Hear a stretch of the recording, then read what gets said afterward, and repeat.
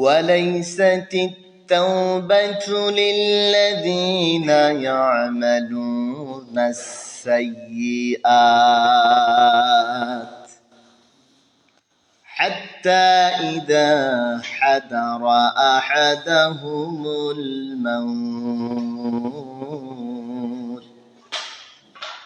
حتى إذا حضر أحدهم الموت قال إني تبت الآن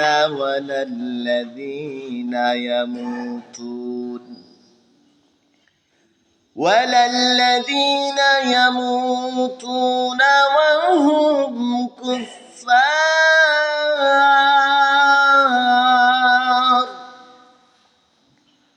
أولئك أعتدنا لهم عذابا أليما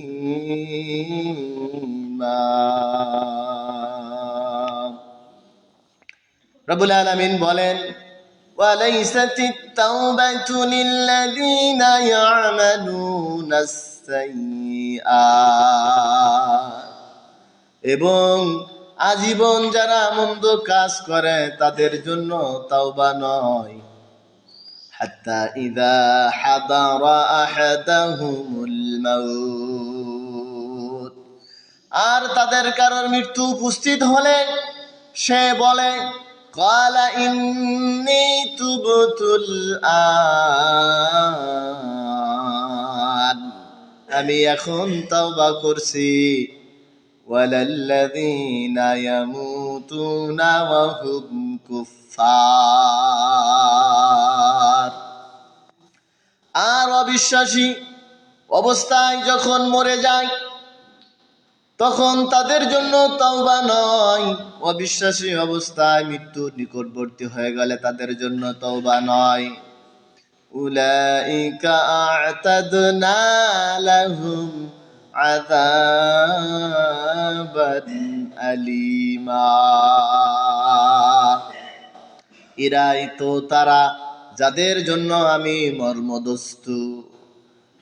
জন্য আমি মর্মদস্তু শাস্তির ব্যবস্থা করে রেখেছি সম্মানিত দ্বীনী ভাই ও বোনেরা রব্বুল আলামিন বলেন অন্তিম কালে তওবা কবুল করা না হওয়া সম্পর্কে আয়াতে বলা হয়েছে তওবা অর্থ প্রত্যাবর্তন করা ফিরে আসা কোনো গহির্জিত কাজ অজ্ঞতাবশত হয়ে থাকলে তার জন্য অনুশোচনা করে ভবিষ্যতে না করার সংকল্প করাকে তাওবা বলে তাওবা কবুল হওয়ার শর্ত পাপ কাজ করার অব্যাহতির পরেই তাওবা করতে হবে পাপ কাজ থেকে ফিরে থেকে তাওবা করতে হবে দেরি করা যাবে না রাসূল সাল্লাল্লাহু আলাইহি সাল্লাম বলেন আল্লাহর বান্দা তওবা তখন পর্যন্ত কবুল করেন যে পর্যন্ত তার মৃত্যুর যন্ত্রণা গারগারা প্রকাশ না পায় বিখ্যাত খতিব নামক কিতাবে আছে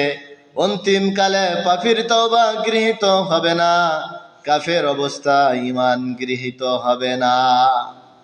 তওবা কবুল হওয়ার অপর শর্ত হলো খালেস নিয়তে তওবা করা তওবায়ে নাসুহা বলা হয় এই তিনটি স্তর রয়েছে স্বীয়কৃত কর্মের জন্য অনুতপ্ত হওয়া ও সমপরিমাণ সাধ্য অনুযায়ী প্রতিকার করা নফল ইবাদত করা উর্মি কাজা ইত্যাদির মাধ্যমে তওবা করতে হবে জাহেলি যুগে আরবরা স্ত্রীদের জানমালের মালিক মনে করত স্বীয় মৃত্যু হলে ওয়ারিশগণ যেমন তাজ্য সম্পত্তির মালিক মনে করত তেমনি বিধবাদের উত্তরাধিকারী মনে করে ব্যবহার করত যেসব অর্থ সম্পদ স্ত্রীর উত্তরাধিকার সূত্রে প্রাপ্ত হতো তা পিত্রালয় থেকে উপঢৌকন হিসাবে লাভ করত সেগুলো গ্রাস করত অত্র বিবাহে বাধা দিত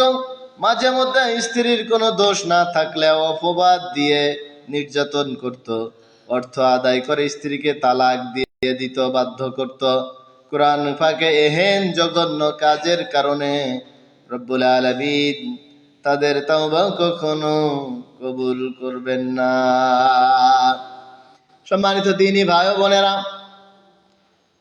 বর্ণিত আয়াত থেকে আমরা বুঝতে পারি যারা জীবনের শেষ মুহূর্ত পর্যন্ত আজীবন সারা জীবন খারাপ কাজ করে তাদের জন্য তওবা নয়। আর কারোর যদি মৃত্যু উপস্থিত হয়ে যায়, নিকটবর্তী হয়ে যায়, তখন যদি বলে আমি তওবা করলাম, রব্বুল আলামিন এই ব্যক্তির তওবাও কবুল করবেন না। আর অবিশ্বাসী অবস্থায় মরে যাওয়ার পরে তাদের জন্য তওবা নেই। অর্থাৎ জীবনের শুরু থেকে একেবারে শেষ পর্যন্ত, মৃত্যু নিকটবর্তী হওয়ার পর্যন্ত, যখন মৃত্যু যন্ত্রণা শুরু হয়ে যাবে সেই পর্যন্ত যদি কেউ পার করে ফেলায় তাহলে তার তওবা আল্লাহ কবুল করবেন না।